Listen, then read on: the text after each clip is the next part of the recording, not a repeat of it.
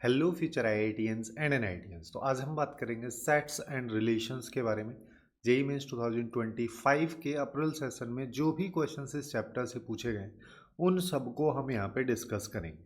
But before that इसी तरीके से हमने सभी चैप्टर्स को कवर किया है जिनका प्लेलिस्ट का लिंक आपको नीचे डिस्क्रिप्शन में मिल जाएगा, आप लोग वहाँ से जाके चेकआउट कर सकते हैं। वैसे ही हमने जनवरी सेशन के क्वेश्चंस को भी कवर किया है, उसका प्लेलिस्ट भी आपको मिल जाएगा, है ना। तो इसके क्वेश्चंस के बारे में बात करते हैं, जिसमें पहला क्वेश्चन अपने को दे रखा है कि हमारे पास में ए एक सेट है जिसके अंदर इंटीजर्स वैल्यूज हैं और फिर उस सेट पे बेस्ड एक आर रिलेशन दे रखा है और फिर बोला है कि अब हमको बताइए ये रिलेशन किस टाइप का रिलेशन।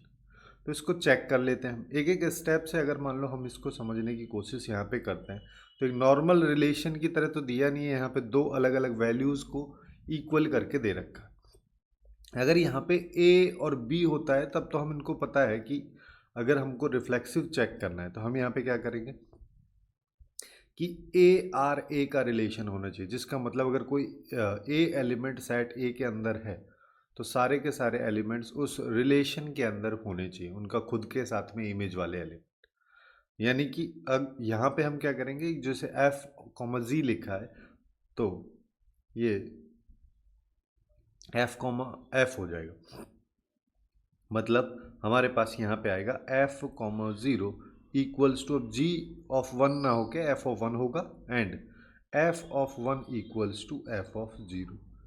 बट हमको क्वेश्चन में बोला है कि एफ ऑफ ज़ीरो की वैल्यू जी ऑफ वन के बराबर है और एफ ऑफ वन की वैल्यू हमारे पास में जी ऑफ ज़ीरो के बराबर है। लेकिन कहीं पे भी ऐसा तो बोला ही नहीं है कि एफ ऑफ ज़ीरो और एफ ऑफ वन दोनों की वैल्यू बराबर है, जिसका मतलब ये कभी होगा ही नहीं। जब ये कभी ऐसा होगा नहीं तो ये कभी रिफ्लेक्सिव नहीं होगा, है ना। इसके बाद अब आते हैं सिमेट्रिक पे। सिमेट्रिक के लिए क्या होता है कि ए आर बी अगर कहीं पे है तो बी आर ए होता है। मतलब कि ए कॉमा बी अगर किसी एलिमेंट किसी रिलेशन के अंदर एलिमेंट है तो बी कॉमा ए भी वहाँ पे होना चाहिए। यानी कि अगर कहीं पे हमको ऐसा f of g equals to g of ये and F of one equals to g of zero लिखा है तो ये एफ कॉमा जी हो गया। अब जी कॉमा एफ भी होना चाहिए, जिसका मतलब जहाँ जहाँ पे एफ है उसको जी से रिप्लेस कर दो, जहाँ जी है वहाँ पे एफ कर दो। तो मतलब तो ऐसा होना चाहिए कि g of zero equals to F of one and यहाँ पे आ जाएगा g of one equals to F of zero. But f of zero और जी ऑफ वन दोनों बराबर है, उसके साथ साथ F of one and ji of zero अगर बराबर है तो क्या जी ऑफ जीरो और एफ ऑफ वन दोनों बराबर होगा? हाँ, यहाँ पे दे तो रखा है, इसलिए ये भी सेम ही चीज़ है। और g of one equals to F of zero क्या होगा, क्योंकि यहाँ पे दे रखा है तो ये तो होगा ही होगा, जिसका मतलब ये सिमेट्रिक रिलेशन हमारे पास में होगा। तो रिफ्लेक्सिव है नहीं, सिमेट्रिक अभी हमारे पास में निकल के आ चुका है। अब एक और चीज़ बच गया, ट्रांजिटिव। ट्रांजिटिव को चेक कर लेते हैं। ट्रांजिटिव में क्या होता है कि अगर हमको ए कॉमा बी एलिमेंट दे रखा है एंड बी कॉमा सी दे रखा है तो ए कॉमा सी भी उसके अंदर अवेलेबल होना चाहिए। जिसके लिए हम यहाँ पे क्या कर सकते हैं कि अगर हमको ये बोल रहा है ऐसा, देखो ये इफ़ वाली कंडीशन क्या कि एफ कॉमा जी है, जिसका मतलब f of zero equals to g of one है and F of one equals to g of zero. And अगर g कॉमा एच है, g कॉमा एच का मतलब यहाँ पे कोई भी मैं तीसरा मान लेता हूँ, जैसे f कॉमा जी हो गया एक, दूसरा मैं लेता हूँ g कॉमा एच, तो फिर f कॉमा एच के बीच में रिलेशन आना चाहिए। तो f की जगह g रख दो, g की जगह h रख दो। तो f की जगह g रख दो, g की जगह h रख दो, ये है। अगर इतना है तो क्या f of zero h of one के एफ और एच के बीच में, यहाँ से अगर ये दोनों होगा तो एफ और एच के बीच में रिलेशन होना चाहिए। तो वही चीज़ मैं यहाँ पे लिख रहा हूँ कि F of zero equals to H of one, G की जगह एच लिख देंगे बस, and F of one equals to H of zero. But यहाँ पे दिक्कत क्या है कि अगर हम यहाँ पे देख रहे हैं कि इतना है, ये दोनों चीज़ें होने के बाद हमको ये चेक करना है, जिसका मतलब अगर मैं यहाँ पे देखूँ तो मेरे को यहाँ पे पता चल रहा है कि एफ ऑफ जीरो की वैल्यू जी ऑफ वन के बराबर है। इन दोनों से हम ये चीज़ पता कर पा रहे हैं कि F of zero equals to g of one और g of one equals to F of zero. तो f of zero and h of zero दोनों बराबर होगा, ना कि एफ ऑफ जीरो और एच ऑफ वन।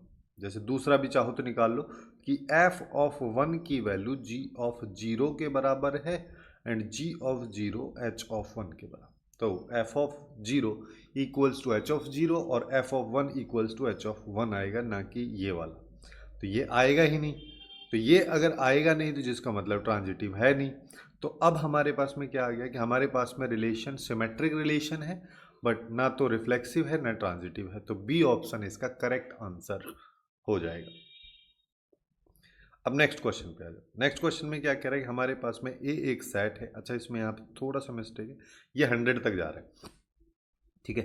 फिर क्या कह रहा है, इसमें एक आर रिलेशन है, इसके अंदर ए कॉमा बी एलिमेंट है, और इन एलिमेंट्स में से कुछ एलिमेंट्स ऐसे हैं जिसमें किसी भी एक ऑर्डर्ड पेयर को अगर मैं पकड़ूं तो उसका सेकंड एलिमेंट उसके अगले वाले ऑर्डर्ड पेयर के फर्स्ट एलिमेंट के बराबर है। तो ऐसे कितने यहाँ पे एलिमेंट इस आर रिलेशन के अंदर होंगे मैक्सिमम, ये बताना है।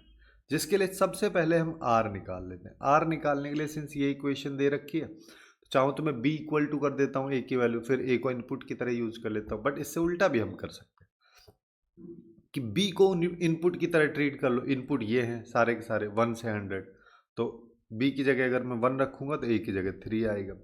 बी की जगह अगर मैं 2 रखूँगा तो इसकी जगह 5 आ जाएगा। 3 रखूँगा तो 7 आ जाएगा।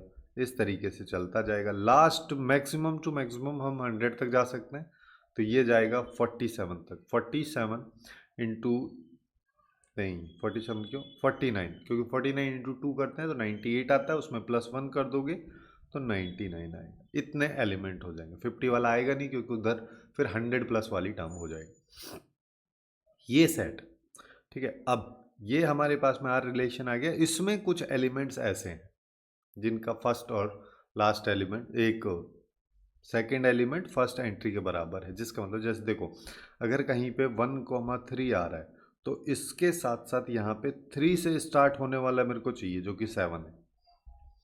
तो ऐसे टर्म्स हमको चाहिए, ऐसे रिलेशंस में जो एलिमेंट हैं वो हमको चाहिए जिसमें दोनों वैल्यूज़ बराबर। तो इसको हम पीछे से अगर लिखना स्टार्ट करेंगे तो थोड़ा आसान हो जाएगा। जिसमें 1,3 से मैं इसको स्टार्ट कर देता हूँ। 1,3 से किया तो अगला 3,7 आएगा। फिर बी की जगह 7 रख दो। 7 अगर मान लो रखता हूँ तो यहाँ पे 15 आ जाएगा। फिर 15 अगर मान लो मैं यहाँ पे रखूँगा तो मेरे पास में कितना आ जाएगा, ये 31 हो जाएगा। 31 अगर मान लो मैं रखता हूँ तो मेरे पास में 62 + 1 63 हो जाएगा। 63 अगर मान लो मैं रखूँगा तो 63 को 2 से मल्टीप्लाई करेंगे तो 100 से आगे हो जाएगा, वो हमको चाहिए। तो इतने एलिमेंट्स हैं। ये कितने एलिमेंट्स हैं 5, तो के की 5 वैल्यू हो जाएगी मैक्सिमम। लेकिन और भी वैल्यू चेक कर लेते हैं, कहीं ऐसा तो नहीं कि इसके अलावा और ज़्यादा आ रहे हैं। जैसे अगर मान लो मैं इसको 2 से स्टार्ट, क्योंकि मैंने ये 1 से स्टार्ट किया तो बी की वैल्यू तो हम कहीं से भी स्टार्ट कर सकते हैं। मान लो हम 2 से स्टार्ट करते हैं, 2 से स्टार्ट करेंगे तो पहला एलिमेंट 5 आएगा। अगले वाले बात करोगे तो ये 11 हो जाएगा। 11 के बाद बात करोगे तो 23 हो जाएगा। 23 के बाद बात करोगे तो ये 46 + 1 47 हो जाएगा। 47 के बाद अगर बात करोगे तो ये 95 तक जा रहा है। इसके बाद तो आएगा ही नहीं। 3 पे भी एक बार चेक कर लेते हैं। 3 से अगर हम बात करेंगे तो 3 से 7 आएगा। इसमें 4 आएंगे। क्यों आएंगे, क्योंकि यहीं से स्टार्ट हो रहा है ये, है ना। तो इसके आगे वाले सारे के सारे आ जाएंगे, यानी कि यहाँ पे हमारे पास में क्या आ जाएगा 7,15 आ जाएगा। फिर उसके बाद में 15,31 आ जाएगा और फिर 31,63 आ जाएगा। हमको चाहिए मैक्सिमम। अब इसके आगे 4 से 5 से स्टार्ट करो तो एलिमेंट कम होते हुए ही चले जाएंगे। तो मैक्सिमम टू मैक्स इसमें भी हमारे पास 5 आ रहे हैं, ऊपर वाले में भी 5 है, तो 5 से ज़्यादा कभी एलिमेंट आ ही नहीं रहे। तो यहाँ पे के की वैल्यू हमारे पास में 5 हो जाएगी, जो कि इस क्वेश्चन का करेक्ट आंसर होगा। अब थोड़ा और आगे चलते हैं। वैसे ये थोड़ा सा अलग टाइप का क्वेश्चन था। ऐसे क्वेश्चन जनरली बहुत रेयरली देखे गए हैं, बट यहाँ पे थोड़ा सा कंसेप्ट जो बेसिक इन्फॉर्मेशन है उसी के बेसिस पे ये हो जा रहा है। कोई खास यहाँ पे चीज़ें नहीं, बस क्वेश्चन एक बार समझ में आ जाए क्या कहना चाह रहे हैं तो काफ़ी आसानी से सॉल्व हो जाता है। अब नेक्स्ट क्वेश्चन पे आते हैं। नेक्स्ट क्वेश्चन की बात करोगे तो यहाँ पे ए हमारे पास में एक सेट दे रखा है जिसके अंदर ये एलिमेंट है। फिर आर एक रिलेशन इसी सेट पे डिफाइंड है जिसके लिए कंडीशन ये है। फिर क्या कह रहा है, इस आर रिलेशन के अंदर जो नंबर ऑफ एलिमेंट्स हैं वो एल है।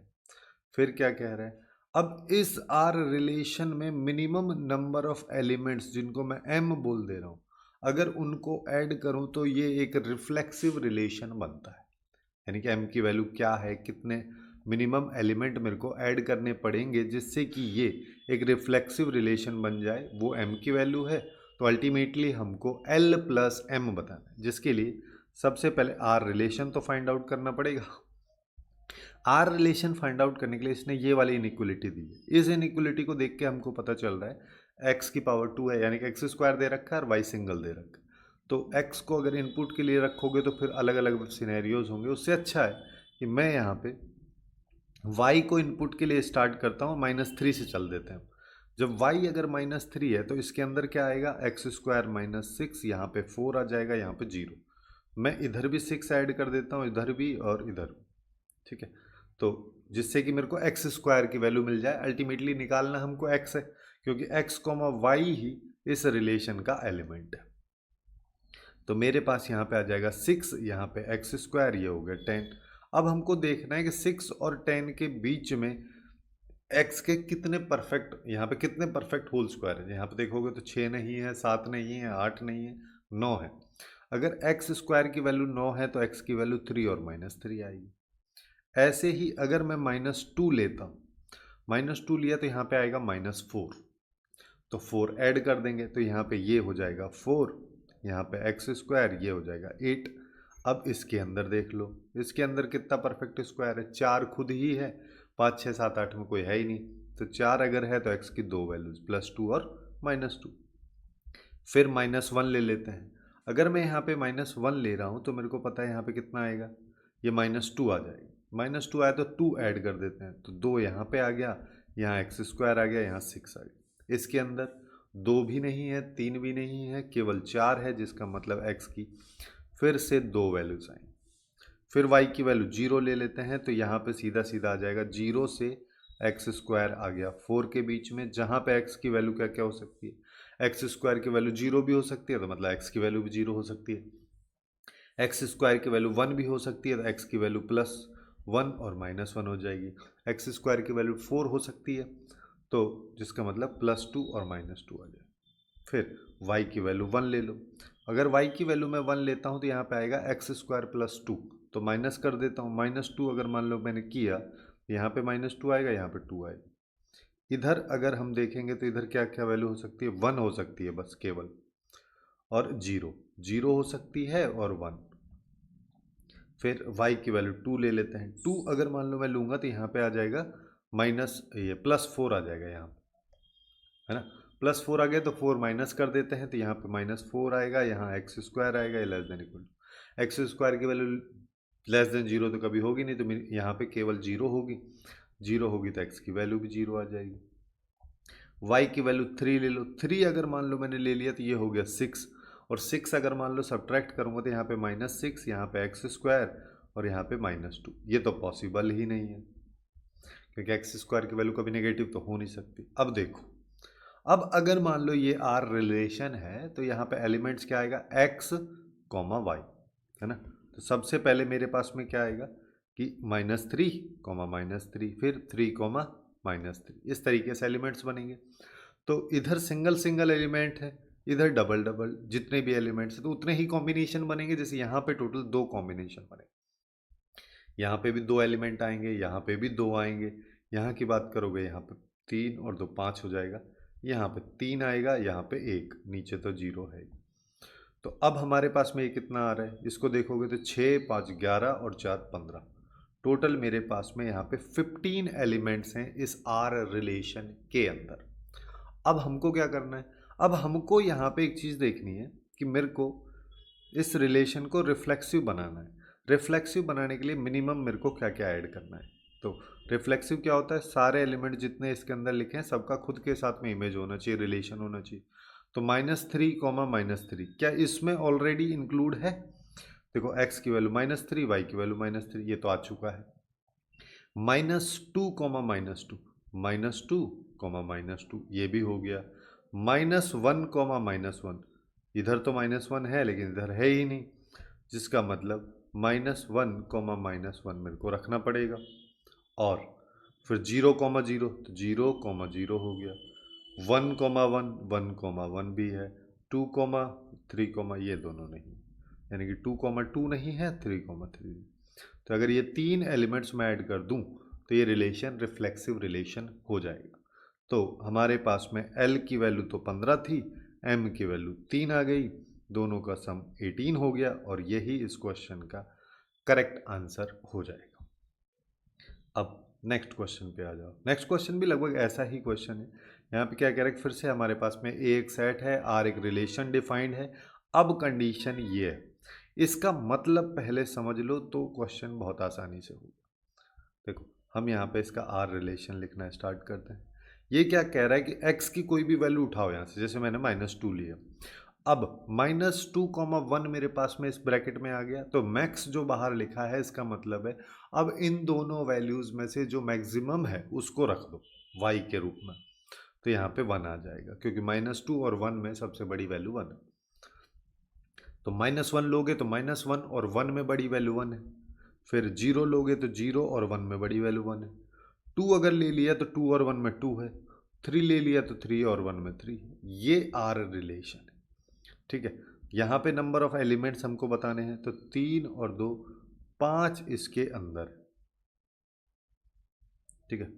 हमारे पास में 1 2 3 4 5, अच्छा 1 तो रखा ही नहीं मैंने, यहाँ पे 1 छूट गया, ठीक है। तो यहाँ पे 1, 1 भी इसी के अंदर है। टोटल यहाँ पे 6 एलिमेंट हो गए, L की वैल्यू यहाँ पे 6 हो गई, ठीक है।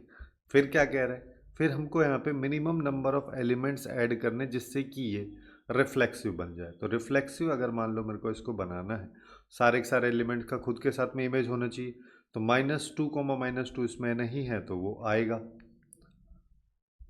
-1, -1 भी नहीं है तो वो भी आएगा। 0, 0 भी नहीं है तो उसको भी ऐड कर दो। उसके अलावा 1, 1, 2, 2 और 3, 3 तो ऑलरेडी है। तो यहाँ पे हमारे पास m की वैल्यू हो गई 3। नेक्स्ट हम चेक करते हैं यहाँ पे सिमेट्रिक को। सिमेट्रिक को चेक करने के लिए हमको यहाँ पे क्या देखना है कि अगर मान लो मेरे पास में a, b एलिमेंट इसके अंदर है, तो b, a एलिमेंट भी यहाँ पे होना चाहिए। जिसके लिए जैसे -2, 1 यहाँ पे है, तो यहाँ पे 1, -2 रहेगा। -1, 1 यहाँ पे अगर ये वाला एलिमेंट है तो इसके लिए 1, -1 यहाँ पे हो जाएगा। इसके लिए यहाँ पे 1, 0 हमारे पास में हो जाएगा। बाकी सब तो ठीक है, बाकी सब के लिए रिफ्लेक्सिव वाला कंडीशन है तो वो तो होंगे ही होंगे। तो 3 एलिमेंट हमको यहाँ पे ऐड करने पड़ेंगे, तो n की वैल्यू हमारे पास में यहाँ पे 3 हो जाएगी। तो अब हमको L + M + n निकालना है, जो कि 6 + 6 करेंगे तो 12 हमारे पास में आ जाएगा, और ये इस क्वेश्चन का करेक्ट आंसर हो जाएगा। अब नेक्स्ट क्वेश्चन पे आ जाओ, है ना। नेक्स्ट क्वेश्चन की बात करेंगे तो ये भी लगभग सेम टाइप का ही क्वेश्चन है, बस यहाँ पे कंडीशन थोड़ी सी डिफरेंट है। डिफरेंट यहाँ पे इन द सेंस कि ये ए हमारे पास में एक सेट है, फिर से रिलेशन है। रिलेशन की कंडीशन ये है, ये क्या कहना चाह रहा है कि 2x - y की वैल्यू या तो 0 हो सकती है या 1 हो सकती है। तो दोनों केसेस ले लेते हैं, सबसे पहले 0 ले लेते हैं और 2x - y की वैल्यू 1 ले लेते हैं। यहाँ से हमारे पास में y = 2x आ जाएगा, यहाँ से y = 2x - 1 आ जाएगा। तो अब x की वैल्यू के बेसिस पे मैं पूरा यहाँ पे रिलेशन के एलिमेंट्स को अगर लिखना चाहूँ, तो x की वैल्यू सबसे पहले अगर मान लो मैं -3 लेता हूँ, -3 लूँगा तो यहाँ पे पहले वाले में इसको मैं फर्स्ट वाला बोल दे रहा हूँ और ये सेकंड। तो फर्स्ट केस में मेरे पास में क्या आएगा, -6 आएगा, जो कि ए सेट के अंदर है ही नहीं तो उसको लेंगे ही नहीं। ऐसे ही यहाँ पे देखोगे तो -3 डालोगे तो -7 आएगा, तो वो भी नहीं है, तो -3 हम ले ही नहीं सकते। -2 अगर लेंगे तो -4 इधर आ जाएगा, -5 इधर आएगा, तो ये भी नहीं लेंगे। हम स्टार्ट करेंगे -1 से। -1 अगर मान लो मैंने लिया तो पहले वाले केस से मेरे को -2 मिलेगा और दूसरे वाले केस से मेरे को -3 मिलेगा। फिर अब मेरे को 0 लेना है। जैसे ही मैं यहाँ पे 0 लूँगा तो x 0 पे y 0 हो जाएगा पहले केस में, दूसरे वाले में -1 हो जाएगा, तीसरे वाले में 1 ले लेते हैं। 1 लेंगे तो 1 पे 2 आ जाएगा और यहाँ पे 1 लोगे तो 1 पे 1 आ जाएगा, ये इसका एलिमेंट हो जाएगा। ऐसे ही 2 ले लेते हैं, 2 लेंगे तो ये 4 हो जाएगा, तो इधर तो ले ही नहीं सकते, यहाँ पे 2 लेंगे तो 4 - 1 यानी कि 3 हो जाएगा। फिर 3 को अगर चेक करेंगे तो इधर 6 आएगा और इधर की बात करोगे तो 5 आएगा, जिसका मतलब वो भी इसका एलिमेंट नहीं हो सकता।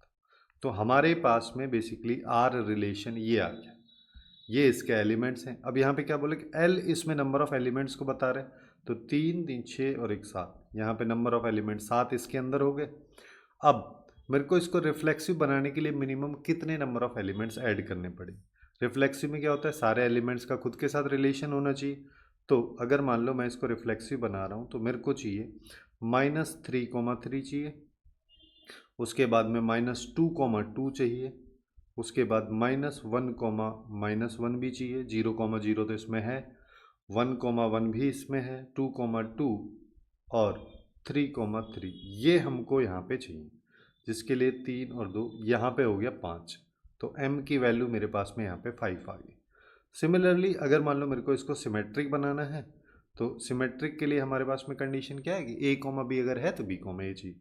जैसे कि -1, -2 है तो -2, -1 चाहिए, -1, -3 है तो -3, -1 चाहिए, 0,0 का तो कुछ लेना ही नहीं है, 0, -1 है तो -1,0 होना चाहिए, 1,2 है तो 2,1 होना चाहिए, और 2,3 अगर लास्ट वाला एलिमेंट है तो 3,2 होना चाहिए। तो यहाँ पे भी नंबर ऑफ एलिमेंट्स इसमें बात करोगे तो मिनिमम हमको 5 ऐड करना पड़ेगा, जिससे ये सिमेट्रिक रिलेशन हो जाएगा। तो अब L + M + N की वैल्यू जो कि 17 हो गया, तो ये इसका करेक्ट आंसर हो जाएगा। काफ़ी आसानी से क्वेश्चन सॉल्व हो गया। अब नेक्स्ट पे आते हैं। नेक्स्ट क्वेश्चन थोड़ा सा यहाँ पे अलग है कि यहाँ पे मैक्सिमम हमको 6 एलिमेंट्स के बारे में बात कर रहा है। सबसे पहले समझते हैं क्या कह रहा है। हमको बोल रहा है कि हमारे पास में ए एक सेट है जिसके नंबर ऑफ रिलेशन मेरे को बताने हैं इस बार, जिसमें मैक्सिमम से मैक्सिमम 6 एलिमेंट हो सकते हैं, और एक एलिमेंट यहाँ पे ये वाला फिक्स रहेगा ही रहेगा। उसके साथ साथ ये रिलेशन रिफ्लेक्सिव होने चाहिए और ट्रांजिटिव होने चाहिए और सिमेट्रिक नहीं होने चाहिए। तो सबसे पहली चीज़, तो अगर मान लो रिलेशन रिफ्लेक्सिव है तो क्या क्या होना चाहिए, 3 एलिमेंट हैं, तो इसका मतलब 1,1 तो होना ही चाहिए, उसके साथ साथ 2,2 भी होना चाहिए और 3,3 होना चाहिए। और क्वेश्चन में कह रहा है कि इसके अलावा 1,2 हमको इंक्लूड करके रखना। अब एक तो रिलेशन यही वाला हो गया। अब यहाँ पे इसको देखोगे तो रिफ्लेक्सिव तो है ही, उसके साथ साथ ट्रांजिटिव भी है। 1,2 और 2,2 को देखोगे तो 1,2 फिर से वही एलिमेंट इसके अंदर है, और सिमेट्रिक है नहीं क्योंकि 2,1 यहाँ पे नहीं। फिर R2 एक रिलेशन बना लेता हूँ कि 1,1 में ले लेता हूँ, 2,2 ले लेता हूँ, 3,3 ले लेता हूँ। अब यहाँ पे 1,2 की जगह देखो, अगर मैं यहाँ पे बात कर रहा हूँ कि मेरे पास में ए सेट के अंदर 3 एलिमेंट है, तो टोटल नंबर ऑफ यहाँ पे R रिलेशन के अंदर एलिमेंट M, जैसे R रिलेशन यहाँ पे A क्रॉस A है, जिसका मतलब इसके अंदर एलिमेंट R रिलेशन के अंदर जो एलिमेंट होंगे NA × NB, 3 × 3 यानी कि 9 होंगे।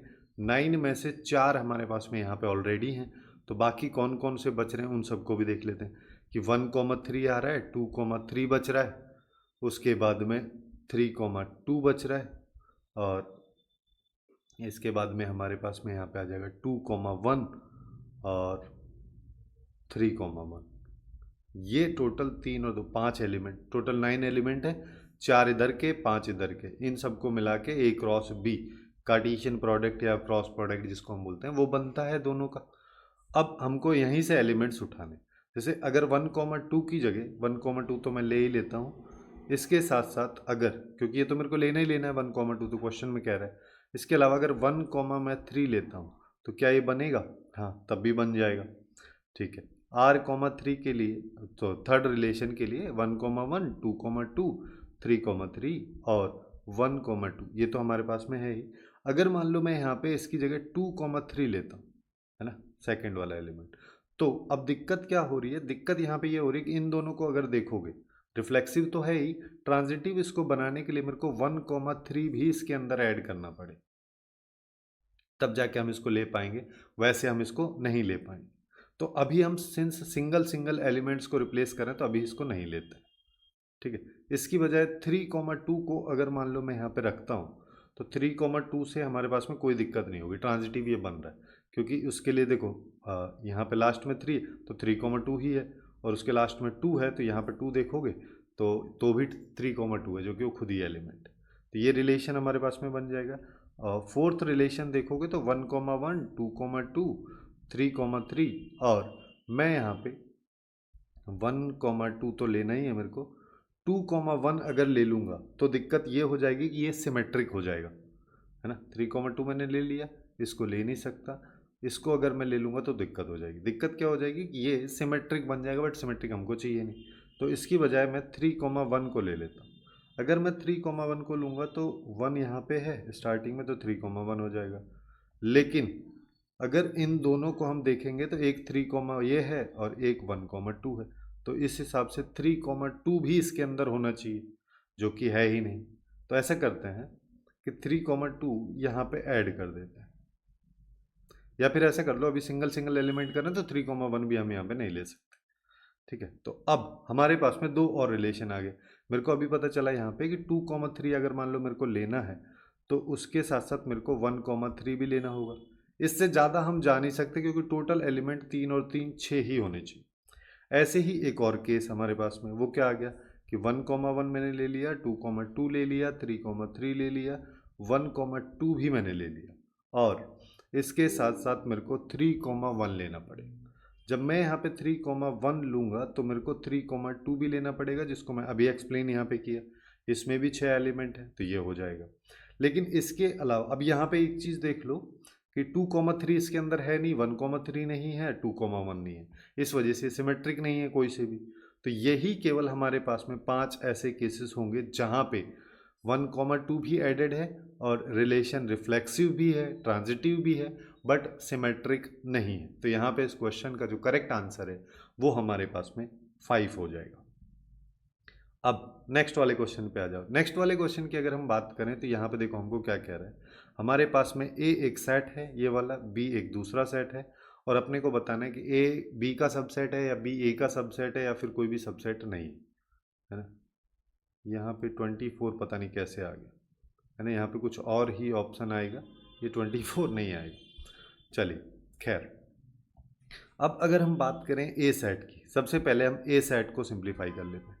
ए सेट को सिंप्लीफाई करने के लिए मैं यहाँ पे क्या कर सकता हूँ कि मेरे पास में ये कंडीशन दे रखी है कि alpha -1 less than equal to 4।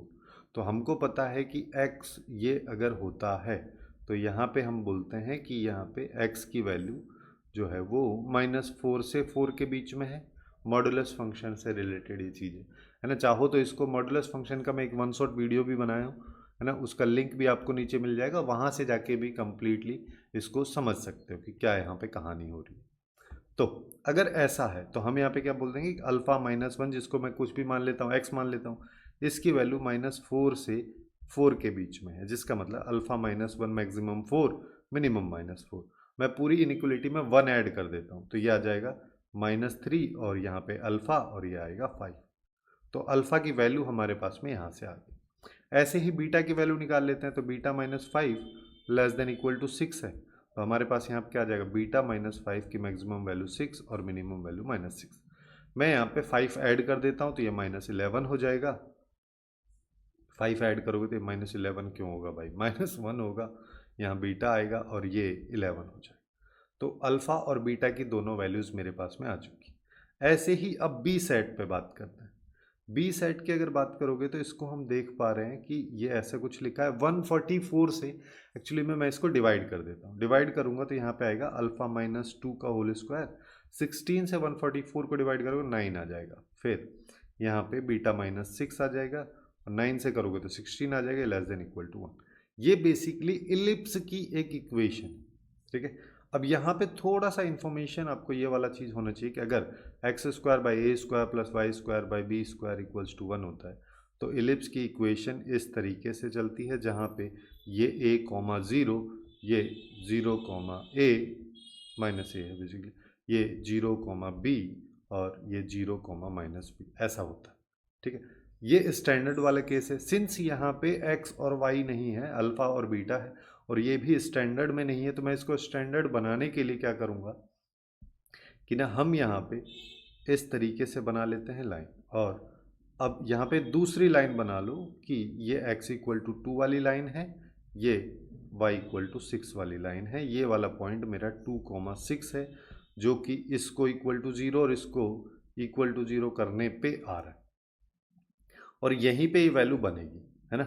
यहीं पे ये बेसिकली मेरे पास में एक इलिप्स टाइप का शेप यहाँ पे बनेगा, जिसमें ये वाला पॉइंट क्या आएगा वो देख लेते हैं। वो देखने के लिए हम यहाँ पे क्या कर देते हैं कि y की वैल्यू 6 यानी कि बीटा की वैल्यू को 6 कर दो।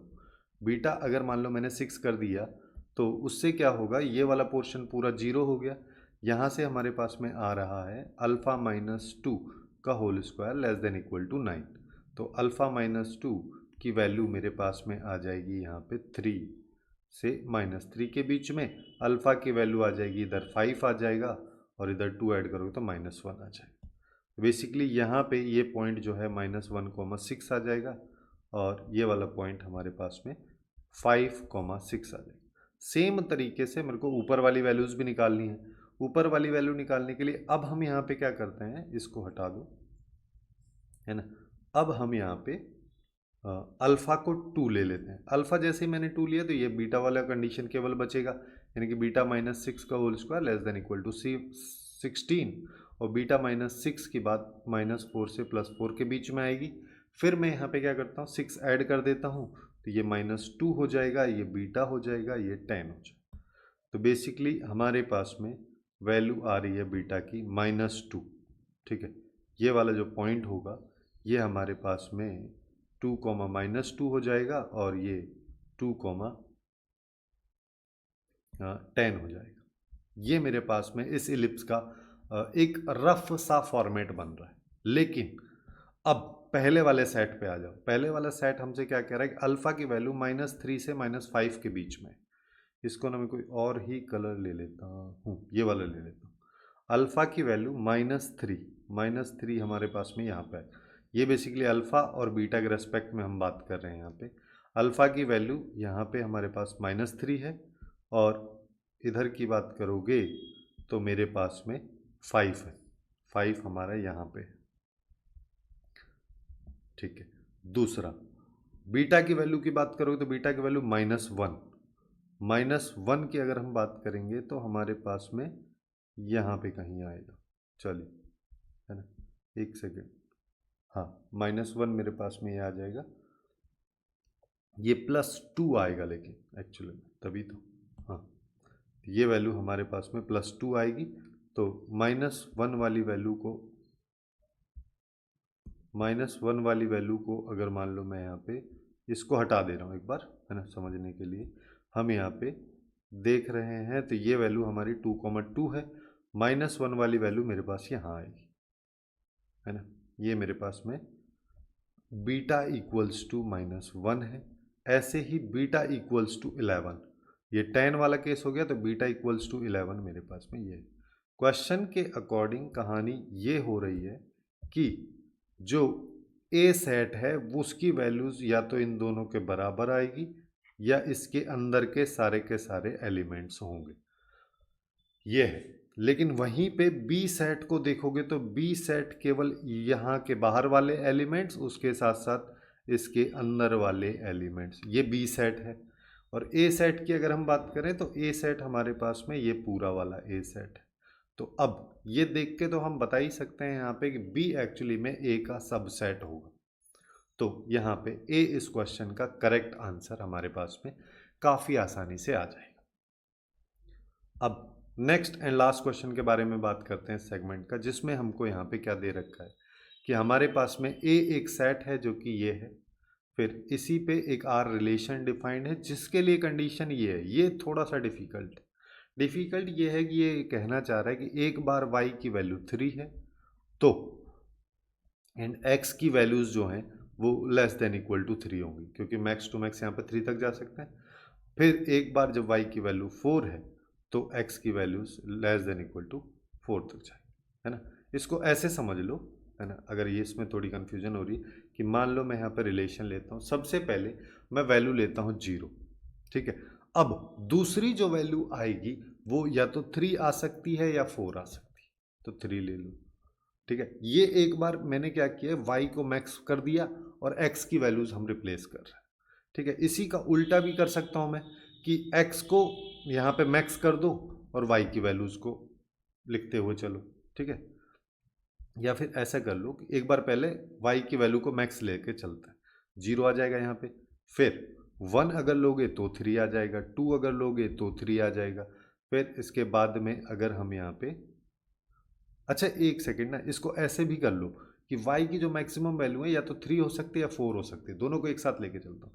तो 0 अगर x ले रहा हूँ तो या तो 3 है या 4 है, दोनों केसेस हो गए एक साथ। ऐसे अगर 1 लिया तो एक बार 3 आ जाएगा, एक बार 1 4 आ जाएगा, एक बार 2 लिया तो एक बार 3 आ जाएगा, एक बार 4 आ जाएगा। ऐसे ही एक बार 3 लिया तो 3 आ जाएगा, एक बार 3 लिया तो 4 आ जाएगा। ये हमारे पास में आ गया y को मैक्स करके। अब ऐसे ही मेरे को x को मैक्स करके बनाना है, तो x की मैक्स वैल्यू 4 ले लेता हूँ पहले, 4 लिया तो यहाँ पे 3 आ जाएगा, और फिर इसको 3 लिया तो यहाँ पे 3 भी आ जाएगा।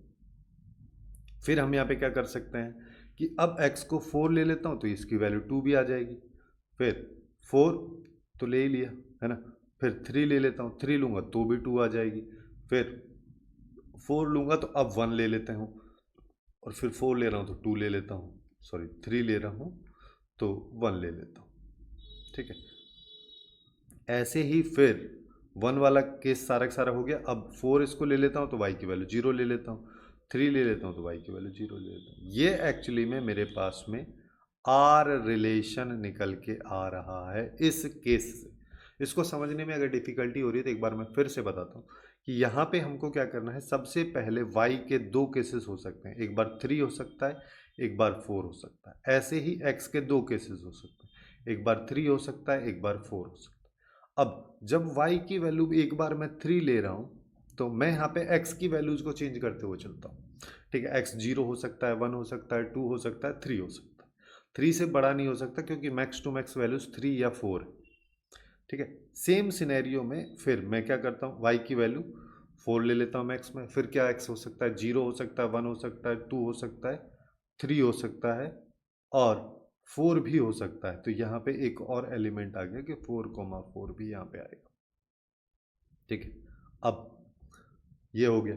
अब ऐसे ही एक बार x जब मैक्स टू मैक्स 3 है तो y की वैल्यूज क्या क्या हो सकती है, 0 1 2 3, और जब x की वैल्यू मैक्सिमम 4 है तो y की वैल्यूज क्या क्या हो सकती हैं, 0 1 2 3 4। तो ये सारे के सारे हमारे पास में वैसे केसेस आएंगे। अब इनको अगर मैं काउंट करता हूँ तो हमको देखो 1 2 3 4 5 6 7 8 9 10 11 17 मेरे पास में टोटल ऐसे केसेस होंगे। इसमें कुछ गड़बड़ तो नहीं हो रही है। 0,3 0,4 आ गया, 1,3 आ गया, 1,4 आ गया, 2,3 2,4 आ गया, 3,3 आ गया, 3,4 आ गया, ठीक है।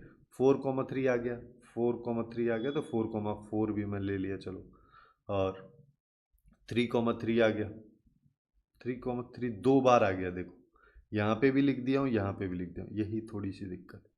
कोई भी एलिमेंट दो बार तो होने का मतलब ही नहीं बनता, सेम एलिमेंट, ठीक है। तो यहाँ पे हमारे पास में कितना हो जाएगा, 1 2 3 4 5 6 7 16, टोटल हमारे पास में यहाँ पे 16 एलिमेंट्स इस आर रिलेशन के अंदर होंगे, जिसका मतलब पहला स्टेटमेंट हो गया गलत। दूसरे स्टेटमेंट पे आओ, क्या ये रिलेशन सिमेट्रिक है? हाँ, तो यहाँ पे देखो 0,3 है तो 3,0 भी है, 0,4 पे ये भी है, 3,1 पे भी है, ये सारे के सारे एक दूसरे के उल्टे ही लिखे हुए हैं। इसका मतलब सिमेट्रिक तो है। क्या रिफ्लेक्सिव है? रिफ्लेक्सिव के लिए 0,0 नहीं है, कोई भी एलिमेंट ही नहीं है तो रिफ्लेक्सिव नहीं है। ट्रांजिटिव 0,3 और 3,2 है लेकिन 0,2 नहीं है। देखो 0,3 3,2 है लेकिन 0,2 नहीं है, जिसका मतलब ट्रांजिटिव भी नहीं है। तो मतलब हमारा सेकंड स्टेटमेंट यहाँ पे ट्रू हो जाएगा। तो इस क्वेश्चन का जो करेक्ट आंसर है वो सी ऑप्शन आ जाएगा कि यहाँ पे स्टेटमेंट फर्स्ट गलत है, क्योंकि ये कह रहा है 18 एलिमेंट लेकिन हमारे पास में टोटल आ रहे हैं 16 एलिमेंट। तो कुछ इस तरीके से ही सेट्स एंड रिलेशंस के क्वेश्चन जो कि जेईई मेंस 2025 के अप्रैल सेशन में पूछे गए थे, उन सबको आज हमने डिस्कस किया। सो आज के लिए बस इतना ही। Hopefully you guys find it useful, and if you find it useful then please do like, share and subscribe.